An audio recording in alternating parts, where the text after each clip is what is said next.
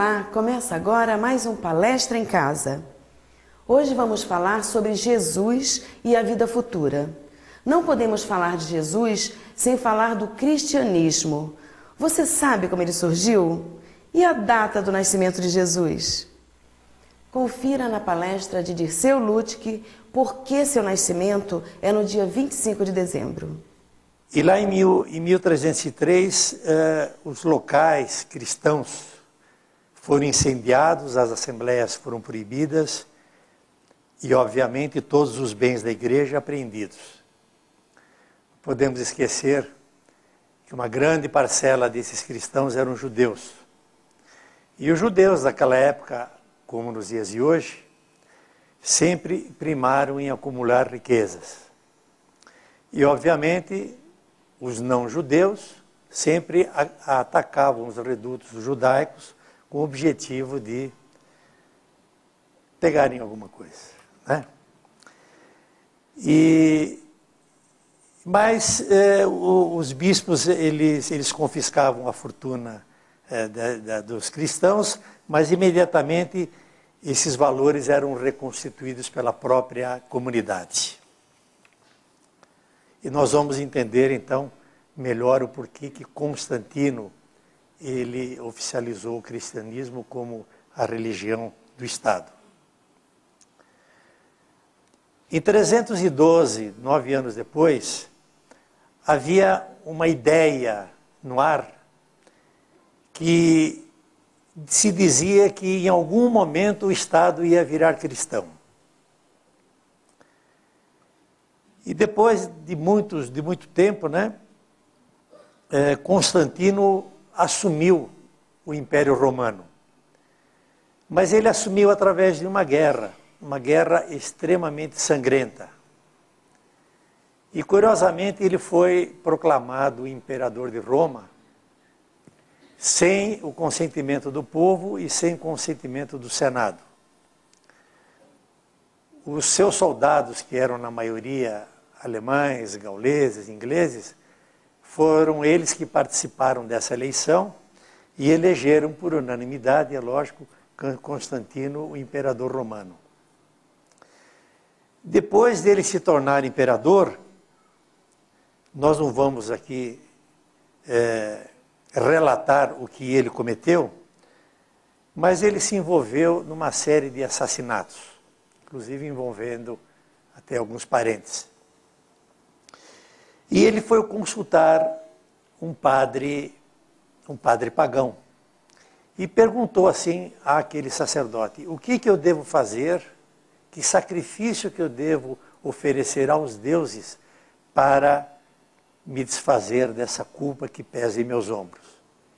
E diz assim o padre pagão: não existe nenhum tipo de sacrifício que Vossa Senhoria possa fazer, porque os seus crimes não podem ser pagos de forma nenhuma. E ele então ficou desesperado, né? Porque sem salvação, né, Francisco? E aí o que ele fez? Ele foi procurado por um padre cristão, e esse padre diz a ele que se ele se submetesse a ser purificado pela água do batismo e tornar-se, portanto, cristão, ele estaria livre de todos os seus pecados. Incontinente, né? Ele então, a partir daquele momento, declara o culto cristão livre em todo o Estado e, portanto, fazendo parte do próprio Estado. Então, assim nasceu o cristianismo. E há, então, um cidadão, um judeu dos dias de hoje, chamado Jacques Attala, que escreveu um livro muito interessante sobre a história do povo judaico, e que ele diz que, nesse exato momento em que Constantino declarou o Estado cristão, ele disse o seguinte: a igreja cristã, a partir desse momento, é a instituição mais rica na face da terra. Por quê? Porque na época o governo, a política andava de braço dado com a religião, né? E assim nasceu o cristianismo. Mas acontece que eles não sabiam exatamente que dia que Jesus nasceu. como até hoje nós também não sabemos. Existem aí alguns prognósticos, alguns estudos, algumas desconfianças, buscando, através de alguns raciocínios, que talvez Jesus tenha nascido entre a segunda quinzena de março e a primeira quinzena de maio. Então ficam aí 60 dias, que qualquer desses dias Jesus nasceu, e felizmente nós não sabemos qual é o dia. Assim também não sabemos qual é exatamente o local onde ele nasceu, embora se afirme lá na cidade de Belém, aí por questões de turismo, é claro, tem um cantinho lá que afirmam que foi ali que Jesus nasceu. E obviamente as pessoas vão fazer aí o seu tour turístico em Jerusalém, em Belém. Mas como aqueles padres não sabiam em que dia que Jesus nasceu, por uma questão de uso da época, eles escolheram 25 de dezembro. Por quê? Porque 25 de dezembro é a data mundial mais festejada no mundo inteiro. Não apenas no Ocidente, como no Oriente. Ela é festejada na Índia, ela é festejada na China, antes da era cristã.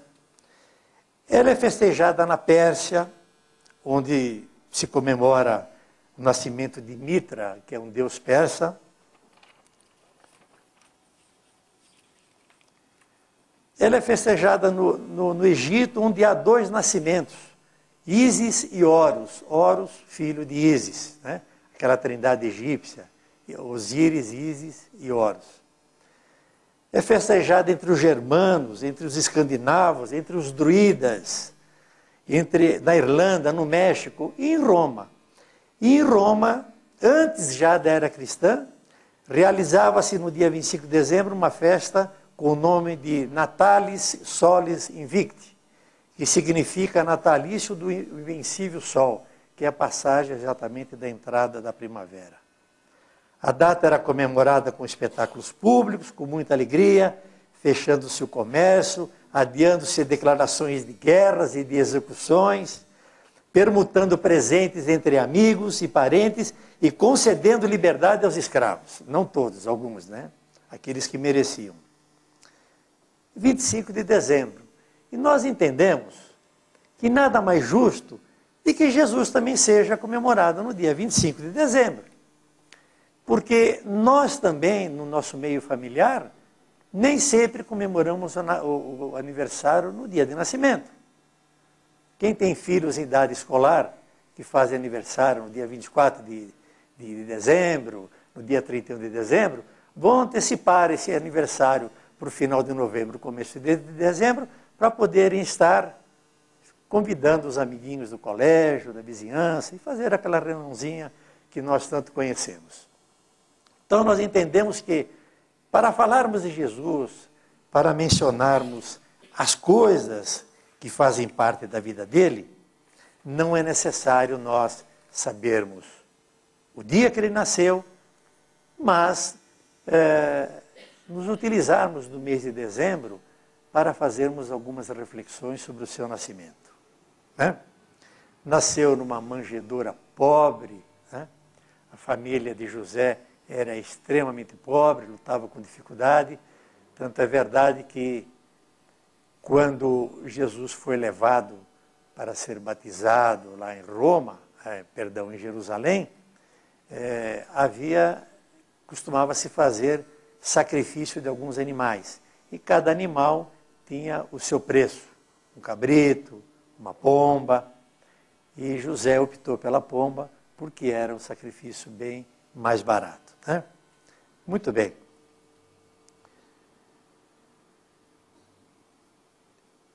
Os exemplos de Jesus, na realidade, é que merecem serem analisados. Não há nenhuma ocorrência dentro dos 4 evangelhos, e os únicos documentos históricos que nós temos a respeito da vida de Jesus são os 4 evangelistas. E não há nenhum relato em que Jesus tenha procurado os indivíduos, que tenha procurado uma situação e tenha chamado as criaturas para falar de alguma coisa. O curioso é que Jesus, ele simplesmente, ele passou pela estrada da vida, e hoje, com o auxílio da doutrina espírita, nós temos ele na condição de um ser perfeito, totalmente harmonizado com a lei natural, e que ele passou pela estrada da vida e a cada acidente, a cada acontecimento, a cada indivíduo que o procurava, ele aproveitou aqueles instantes para deixar uma explicação. O cristianismo nasce de um padre cristão que proclama a salvação de Constantino, um imperador romano que havia feito várias barbaridades para o povo, e caso ele se tornasse cristão através do batismo, estaria livre de todos os pecados. Constantino declara então o Estado cristão e a Igreja como a instituição mais rica da terra. Não se sabe a data certa que Jesus nasceu, e nem mesmo o local exato. Mas isto não importa. O que importa é fazermos uma reflexão sobre a vida de Jesus e os seus ensinamentos aqui na Terra. Os exemplos de Jesus merecem ser analisados. Ele nos ensinou a verdadeira forma de amar. Vamos para um rápido intervalo e voltamos já.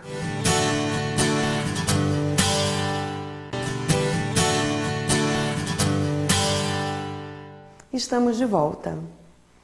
Jesus teve a grande ajuda de Moisés durante a sua caminhada. Moisés nos trouxe os 10 mandamentos e vários outros ensinamentos. Analise alguns junto com Margarete Puma na palestra de agora. Então, Moisés fez o que era preciso e necessário naquele momento para que as pessoas começassem a se instruir e começassem a entender. Então, vejam bem, ele trouxe a ideia do Deus único, porque também descendente de Abraão, ele foi recebendo essa instrução. E havia, naquele povo, muita idolatria. Então, vejam bem, por que havia idolatria? Porque o homem percebia que deveria haver alguém superior a eles, mas como eles não conseguiam entender e não conseguiam explicar, eles formavam, eles construíam figuras, ou de barro, ou de ferro, ou de ouro, ou daquilo que eles achavam necessário para que idolatrassem essas figuras, criando uma série de deuses. Então, como eles não compreendiam muitas vezes a natureza e aquilo que acontecia naquela época, as situações difíceis e dificultosas, o que eles faziam? Eles procuravam fazer oferendas para esses deuses, para que, segundo o pensamento deles, esses deuses ficassem tranquilos, ficassem calmos e deixassem eles ter um momento de tranquilidade. Então, por exemplo, eles buscavam moças, moças novas, consideradas virgens, e colocavam em fogueiras, oferecendo para aqueles deuses, acreditando que assim a situação deles melhoraria. Então, é por isso que Moisés veio trazer a ideia de que existia um Deus único, que não tinha necessidade dessa idolatria, tampouco desses ídolos, que eles montavam. Ele precisou, para a época, trazer a ideia de um Deus vingativo. Então, se você fizer, você vai receber da mesma forma. E por isso ele criou uma lei civil, também dizendo que se alguém roubasse, seriam-lhe decepadas as mãos, para que as pessoas começassem a sentir a firmeza da lei. Nesses momentos, como nós falamos, alguns momentos, o Moisés ele precisava proteger as pessoas, as próprias mulheres, que ao serem libertados junto com todo o povo, elas começaram a ser tratadas como escrava pelos homens. Então ele criou, por exemplo, a lei, o costume de que era proibido a relação sexual durante a menstruação, para que as mulheres fossem mais respeitadas, tá? E isso foi para que os homens também parassem um pouco com aquilo que eles faziam como orgias até então. Vamos falar então na parte das leis divinas. Moisés trouxe os 10 mandamentos. Então, relembrando, amar a Deus sobre todas as coisas, para que as pessoas entendessem que Deus era único. Não tomar seu santo nome em vão, para que as pessoas entendessem, para que muitos orgulhosos não quisessem se aproveitar da situação, dizendo que eram enviados de Deus para receberem oportunidades melhores que a dos outros. Santificar o dia de sábado, e alguns colocaram guardar domingos e festas, justamente para que as pessoas parassem para refletir a respeito da vida espiritual, porque só pensavam na parte material até então. Honrar pai e mãe. Filhos matavam os pais quando não interessavam mais. Muitas vezes o irmão estuprava a irmã porque havia apenas o interesse material. Então era preciso que essa lei viesse, para que se começasse a formação da família em sociedade, do respeito, da continuidade do relacionamento entre parentes. Não cometer adultério, não furtar, como nós comentamos, né, com as leis mais severas, não levantar falso testemunho. Nós podemos até estar falando sobre isso nos dias de hoje, porque nós podemos lembrar da intriga, da maledicência e do efeito que faz a língua quando a gente fala em demasia aquilo que não se deve, né? Mas chamando as pessoas à reflexão também. Não desejar a mulher do próximo e não cobiçar as coisas alheias. Também podemos trazer um pouco para os dias de hoje, quando às vezes a gente percebe pessoas que através da inveja, né, ficam nervosas, irritadas quando alguém consegue alguma coisa. E assim sucessivamente. E aí sim, vindo para aquele tempo que nós situamos um pouco para vocês, veio Jesus. Jesus, desde o início da formação do planeta Terra, ele já era o governador do planeta, participando na elaboração do planeta, em tudo que deveria estar aqui, para que viessem novos espíritos, para que espíritos de outros planetas também viessem encarnar aqui no planeta. Como era um planeta ainda em expiação, é óbvio que os espíritos muito materializados estavam também até no lado animal, né? Desenvolvendo pouco da inteligência, mas muito pouco da sua situação moral. E o que ele fez, Jesus? Nós vamos fazer um comentário aqui.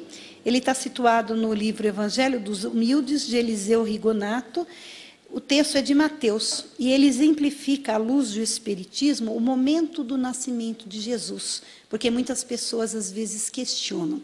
E ele diz assim, Mateus aqui descreve em linguagem simbólica como se preparou o ambiente terreno onde se encarnaria Jesus. Ao escrever o seu evangelho, Mateus compreendeu a inspiração que lhe vinha do alto e de que um espírito virginal tinha escolhido para ser a mãe do mestre. Então, quando se menciona o espírito virginal, é aquele que, através das sucessivas e incontáveis reencarnações, torna-se isento de máculas da matéria. Portanto, o espírito virginal tanto é Maria quanto foi José. Na realidade, em momento algum, Deus não quebraria a harmonia das leis que regulam a natureza. Portanto, a vinda de Jesus ao nosso plano operou-se pelos meios absolutamente comuns a todos nós. Precisou do concurso de dois entes que se amavam, de amparo de José e da ternura de Maria. E aí veio Jesus. Passou a infância dele junto com o pai, simples, né, naquela condição de pessoa do povo, até o momento em que ele começou a sua pregação. E em toda a sua pregação, ele mencionava, não vim destruir a lei, mas dar entendimento a ela. Porque era difícil colocar, né, no pensamento e no entendimento das pessoas que ele não era contraditório a Moisés, mas que ele estava exemplificando e melhorando essa lei deixada por Moisés, que estava arraizada naquele povo de até então. Então, vejam bem, ele resumiu para a necessidade nossa todos aqueles mandamentos que nós mencionamos em dois apenas, colocando amai a Deus acima de todas as coisas e ao próximo como a ti mesmo. E esses dois mandamentos nós podemos, trazendo para os nossos dias, até fazer um pouco de reflexão. Qual de nós já consegue amar o próximo como a si mesmo? Qual de nós já consegue amar a si mesmo de maneira correta, de maneira a conseguir ser totalmente feliz? Qual de nós se conhece totalmente e percebe quais as reações que vai ter, consegue refletir nos momentos de dor, nos momentos de aflições, para depois planejar uma modificação? Qual de nós já consegue, quando erra, ir até o outro e dizer: eu realmente errei, me desculpe, eu preciso de uma nova chance? Muitas vezes a gente fica se dando desculpas. Então, será que em todos os momentos nós já conseguimos abraçar e colocar a doutrina de Jesus e esses mandamentos no nosso coração e nas nossas ações? Então é para se pensar, tudo aquilo que se colocou na história, que muitos às vezes dizem: isso é coisa do passado. Será que é mesmo do passado, ou esses ensinamentos são tão atuais que nós ainda não conseguimos aprender de todo? E a vinda de Jesus é isso aí, é essa reflexão de tudo que ele nos deixou. É a reflexão de tudo que ele nos ensinou, de tudo aquilo que a gente ainda tem que compreender. É lógico, é claro, que quando ele esteve entre nós, ele também prometeu que viriam novas explicações, que vieram com a terceira revelação, que é o Espiritismo. E desta forma, nós pudemos ter uma compreensão mais clara de tudo aquilo que ele procurou orientar, dentro da condição, da situação e daquilo que aquele povo daquela época poderia compreender. É basicamente por aí que nós podemos relatar a vinda de Jesus. E é óbvio, durante toda a coletânea do seu evangelho, nós temos aí um aprendizado que pode perdurar por toda a nossa vida e por sucessivas reencarnações, até que nós possamos arraigar esses ensinamentos, até que nós possamos, enfim, modificarmos o nosso comportamento para modificar este planeta e a nossa condição de vida também. Moisés trouxe a ideia de um Deus único, porque na época dele haviam barbaridades para oferendas aos deuses, pois o povo acreditava que isso era o melhor e o certo para agradar aos conhecidos deuses. Na época, ele trouxe a ideia de um Deus vingativo, para que as pessoas pudessem se policiar um pouco. Você fez, você vai receber da mesma forma. Se roubasse, a mão seria cortada. As pessoas precisariam sentir a firmeza da lei. Trouxe também os 10 mandamentos e veio Jesus, o governador do planeta Terra. Jesus veio nos dizer: não vim destruir a lei, mas cumpri-la. Ele queria dizer que não era contra Moisés, mas que viria para melhorar a lei deixada por ele. E no Evangelho segundo o Espiritismo, temos todas as leis morais deixadas por Jesus, e que é o início de um caminho novo para sermos felizes. Vamos para mais um intervalo e já já voltamos.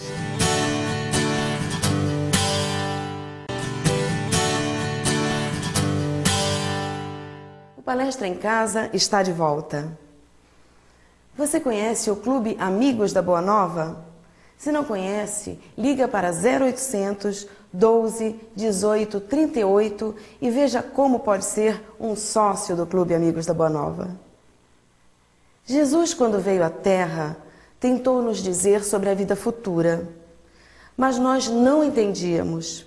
Veja na palestra de Carlos Escaramuza o quanto Jesus tem a nos dizer. Confira. Ele chegou de uma forma silenciosa, tranquila, e ficou entre nós. Nada desta pompa foi necessário para este homem que esteve entre nós como filho de um simples carpinteiro. Nada disso foi necessário. Ele veio trazer a nós a libertação. E naquele colóquio que todos nós conhecemos com Pilatos, ele deixou nas entrelinhas uma forma que nós despertássemos para uma situação muito importante, mas que nós, na época, ainda não estávamos devidamente preparados para perceber sobre isso? O texto de apoio nessa colocação de Pilatos, quando foi indagado se ele era o rei dos judeus, aquela resposta que todos nós conhecemos, que o meu reino não é deste mundo. Mas, antes dele, Moisés teve uma dificuldade imensa com aquele povo simples, para que entendesse que as glórias espirituais estão acima das glórias materiais. E não veio a luz forte de um grande farol que iluminasse a todos, mas que gradativamente fosse nos iluminando para nós entendermos que essa simples resposta a Pilatos, meu reino não é deste mundo, veio deixar bem claro sobre a vida futura. E trazendo de 2007 para cá, e nós, como estamos na condição da vida presente?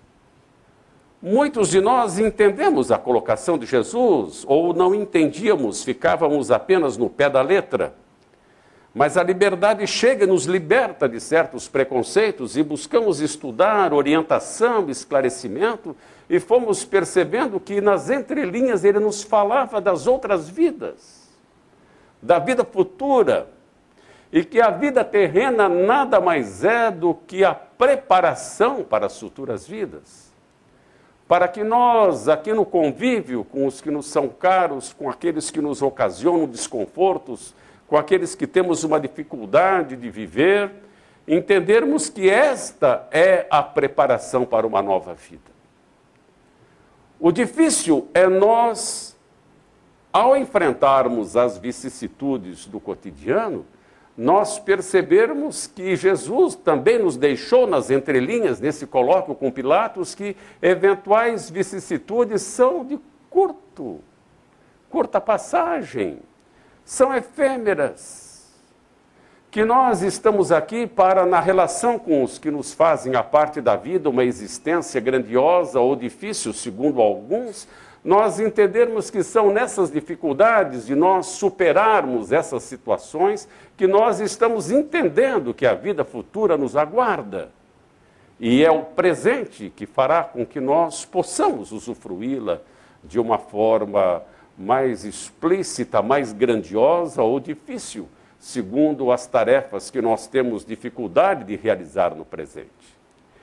Esta colocação foi maravilhosa do Mestre Jesus, porque nós temos uma dificuldade imensa de encarar a vida terrena sob o ponto de vista da vida futura. Vamos nos lembrar como somos nós na relação familiar. Somos benevolentes, atenciosos, pacientes, carinhosos, entendemos que eventual dificuldade naquele lar, naquela situação, é uma circunstância para que o nosso espírito seja reeducado, ou nós entramos na sintonia de eventual agressividade por pensamentos, palavras ou atos. Como somos nós quando a dificuldade, a aflição bate à nossa porta? Será que nós paramos para pensar que existem as vidas futuras? Que o reino está sendo preparado desde há muito? E é ali que nós habitaremos? Nós seremos os herdeiros da terra? Será que nós paramos para pensar nessas circunstâncias negativas do cotidiano, para entender que isto é apenas dificuldade para engrandecimento do espírito? Quantos de nós degladiamos com situações adversas aquilo que nós desejávamos no cotidiano? Mas tá, tudo bem, eu sei que a vida futura me aguarda, mas muitos de nós nos rebelamos e eu quero vivenciar a vida presente. Sim, vivenciemos a vida presente, mas procurando sempre a ponderação, o equilíbrio, fazendo com que, mesmo de uma forma homeopática, nós possamos ir extirpando os nossos excessos, os nossos resquícios pretéritos, para que a vida futura seja preparada pelo presente em circunstâncias bem mais claras, bem mais abrangentes, bem mais libertadoras. Os judeus, na época, eles tinham as ideias de uma forma muito imprecisa sobre a vida futura. Imagine se nós, 2007 anos após a vinda do Mestre Jesus, muitos de nós temos a dificuldade de entender, tem outras vidas? Será que tem? Ou aqueles que não acreditam, isso é bobagem, não tem fundamento. Mas à medida em que nós começamos a entrar numa doutrina que nos liberta e que nos esclarece, nós começamos a perceber que ela está lastreada pelos aspectos científicos, filosóficos, morais, e nos dar esse lastro para o entendimento da vida futura. Mas os judeus tinham a sua dificuldade.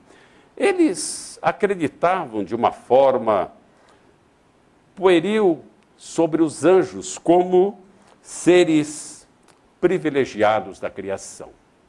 E vejam só como eles observavam as leis de Deus, como era a recompensa pelas leis de Deus na época. Os nossos irmãos da Judéia, eles achavam que as recompensas divinas eram com os bens terrenos que nós conquistássemos, com a supremacia da nação a que nós pertencíamos, as guerras pelas conquistas, as vitórias pelos inimigos. Assim pensavam os nossos irmãos de jornada da época. E as calamidades públicas, as derrotas do cotidiano, eram nada mais, nada menos do que o castigo à desobediência divina por não cumprir as leis da recompensa vinculada com os bens terrenos. Era assim que se pensava. E com aquele povo pastor, ignorante, que precisava ser tocado gradativamente para as liberdades do Espírito, Moisés teve uma grande dificuldade, por isso que precisou ser um legislador austero. Porque mais tarde Jesus revelou que há um outro mundo onde a justiça de Deus segue o seu curso. Vou repetir, onde a justiça de Deus segue o seu curso. Mesmo que nós, na nossa vida diária, tenhamos o entendimento de outras vidas, de novas existências reparadoras, reeducadoras do espírito, mesmo que tenhamos sido tocados pela vida futura, que basear-se-á na circunstância da minha atuação na vida presente, mesmo com as dificuldades de entendimento perante essas leis humanas que muitas vezes nós não compreendemos ou temos uma dificuldade de entender que leis são essas que eventualmente não cumprem o seu papel perante os homens, nós nos esquecemos das leis divinas no curso que segue a justiça divina. Por isso que não adianta, quando nós esbarramos nas dificuldades da existência, nós degladiarmos eventualmente com o Criador. Quantos de nós, eventualmente, ficamos ecoando esses tipos de palavras pelos quatro cantos do nosso lar ou de eventuais outros ambientes que nós frequentamos? Mas que justiça é essa, meu Deus? O que é que foi que eu fiz? Vocês já ouviram aquela frase... mas eu não merecia. Já ouviram? Nós esquecemos que essa justiça divina segue o seu curso. Jesus, com sua pureza e simplicidade, veio nos ensinar como nos libertarmos. Na época em que ele viveu aqui na Terra, nós ainda não entendíamos isso. Quando ele foi indagado pelos judeus se era rei, sua resposta foi: meu reino não é deste mundo. Nesta frase, ele deixou bem claro sobre a vida futura. A liberdade é não ter preconceitos, é não odiarmos, é não nos vingarmos, é entendermos a justiça de Deus e a verdade sobre a vida após a morte. A vida terrena é a preparação para uma nova vida, uma vida bem melhor do que a atual. Quando nos esforçamos para vencer as vicissitudes da vida, quando tentamos vencer situações difíceis, é porque já sabemos que estamos lutando para esta vida melhor que nos espera. Vamos para mais um rápido intervalo e a gente volta rapidinho.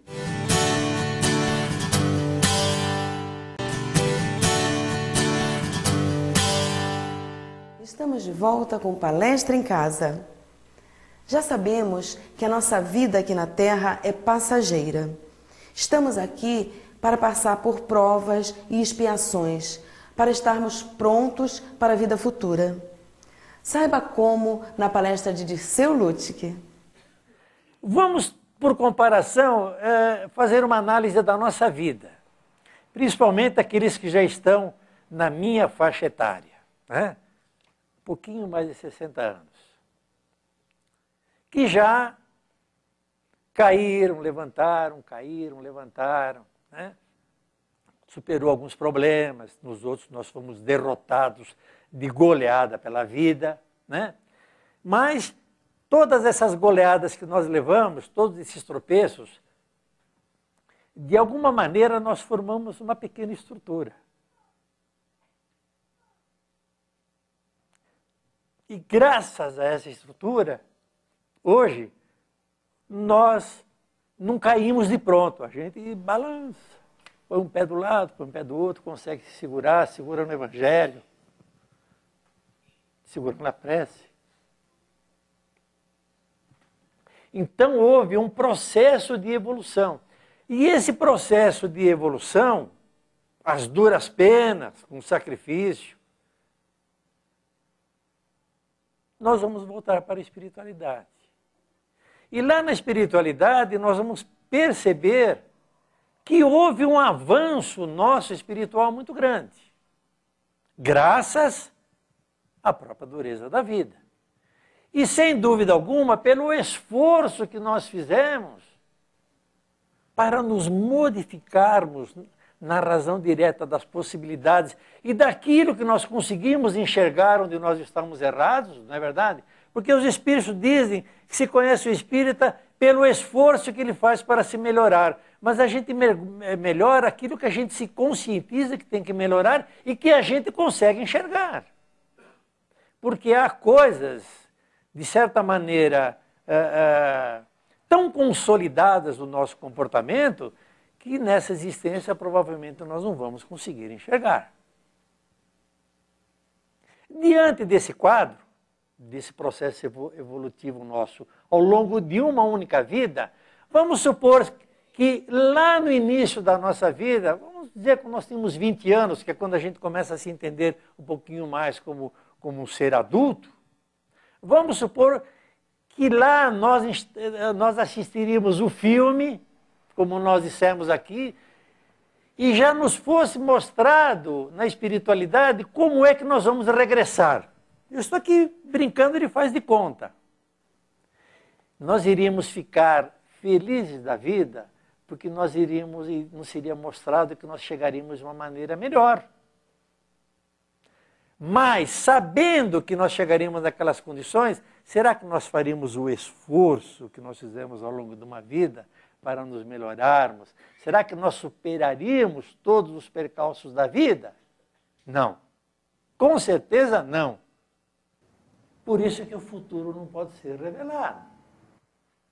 Se fosse mostrado as grandes moradas, como elas são, como a gente vive, nós ficaríamos sonhando o dia inteiro. Ah, quando eu voltar para a espiritualidade, que maravilha, né? Porque nós esquecemos que nós estamos numa escola. Nós esquecemos que a nossa passagem aqui na Terra é apenas um dia, né, a nossa existência eterna. E que na escola nós temos que aprender. Há duas maneiras de aprender. Existe o elemento natural para nos ensinar a viver, que é um elemento chamado dor. E existe o elemento que nós podemos agregar, que é o de conscientização da necessidade de nos modificarmos. Ora, hoje nós conseguimos chegar a essas conclusões graças ao auxílio e ao amparo da doutrina espírita. Mas como Jesus ia falar àquele povo da vida espiritual do reino dos céus? Que elementos que ele poderia utilizar? Nós vimos pelo diálogo do Hanan que ele, por mais que Jesus tenha falado com ele sobre coisas espirituais, sobre a vontade do Pai, sobre a verdade, sobre a sinceridade, sobre a honestidade, sobre o propósito dele de fundar o reino de Deus na terra. Ele estava sendo bem claro. Mas esse Deus, o próprio Hanan, não tinha condições de entender, porque eles estavam acostumados, antes de conhecer o Yahvé, né? Estavam acostumados a dialogar com os espíritos, a conviver com os espíritos. Há literaturas abundantes, principalmente da Igreja Católica, de que os indivíduos conversavam com os espíritos e os espíritos se materializavam com frequência.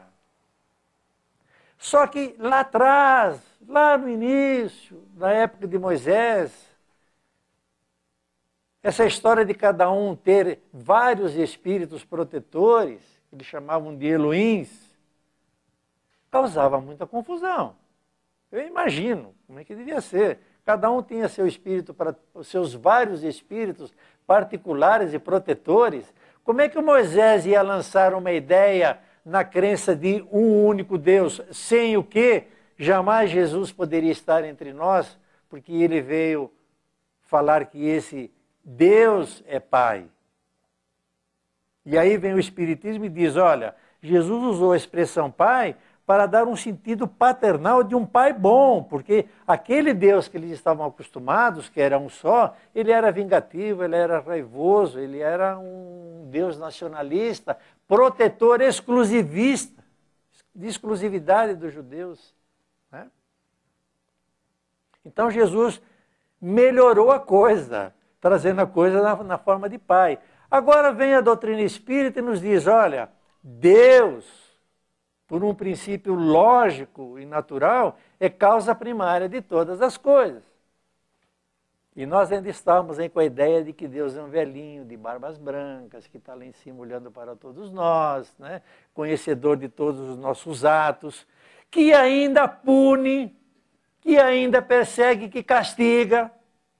Vem aí uma onda de dengue, isso é castigo de Deus. Quando começou a surgir a AIDS, isso é castigo de Deus, porque ainda existe uma cultura religiosa em nós que Deus pune, então nós somos tementes a Deus. Tudo isso é uma herança religiosa que nós caminhamos e que nós temos dificuldade em trabalhar tudo isso. Então os espíritos, quando falam da vida futura, que é a vida que nós imaginamos que vamos ter na espiritualidade, eles falam, mas ao mesmo tempo eles ficam com um pé atrás. Porque nós ainda, de um modo geral, somos 8 ou 80. Né? Ou nós não queremos saber de nos agregarmos a nenhum canal religioso, ou católico, ou protestante, ou espírita, porque religião transpira disciplina, compromisso, proibição, né? Não posso fazer isso, não posso fazer aquilo, a vida é tão boa, não quero saber disso, né? Mas, de repente, a vida começa a criar uma série de problemas e a gente está com dificuldade e vai e entra na doutrina espírita e mergulha de cabeça. Esquece que tem esposa, que tem marido, que tem filho, que tem vida profissional. E aí, 7 dias dentro do ser espírita, né? E depois vem separação, vem divórcio, não tem nem dúvida. Então, nós ainda somos assim. Ou então, nós mergulhamos de cabeça só em meditação, só procurando coisas espirituais, porque achamos que, não, a vida material não serve para nada, eu não quero mais bens materiais, eu quero só me preparar para voltar à espiritualidade e ali gozar a vida dos justos. Tá certo? a meia medida que determina o bom senso e a lógica, nós temos dificuldade de trabalhar com isso. Vivermos na sociedade, vivermos bem em família e, ao mesmo tempo, buscarmos os valores espirituais. Temos extrema dificuldade. Mas Jesus fala da vida futura como a nossa meta. Por quê? Porque nós temos apenas uma única vida. Ela é única. E essa vida, ela está sendo construída ao longo de várias vidas encarnatórias. Então nós encarnamos, nós reencarnamos, voltamos novamente à nossa vida, a vida espiritual. E é essa vida realmente que vale para nós. E não esta vida terrena, nesse sentido. Porque tudo que nós construímos, tudo que nós temos, tudo que nós achamos que é maravilhoso e extraordinário aqui na Terra, infelizmente, vai ficar. Não vamos conseguir levar nada. Se olharmos para trás, para a nossa vida há alguns anos atrás, vamos ver que melhoramos e melhoramos muito. Quando voltarmos para a espiritualidade, a verdadeira vida, vamos saber se houve esse avanço espiritual e, com certeza, pelo menos um pouquinho melhor nós estaremos. A dureza da vida nos auxilia e muito. Quando conseguimos enxergar, quando estamos errados, já estamos progredindo. Só melhoramos naquilo em que a gente se conscientiza. Se está muito arraigado em nós, não vamos conseguir enxergar. A nossa passagem aqui na Terra equivale a um dia na existência eterna. A necessidade de modificar nossas atitudes erradas é primordial. Mais um programa chegou ao fim. Você pode participar do Palestra em Casa enviando um e-mail para palestraemcasa@redemundomaior.com.br. Até semana que vem.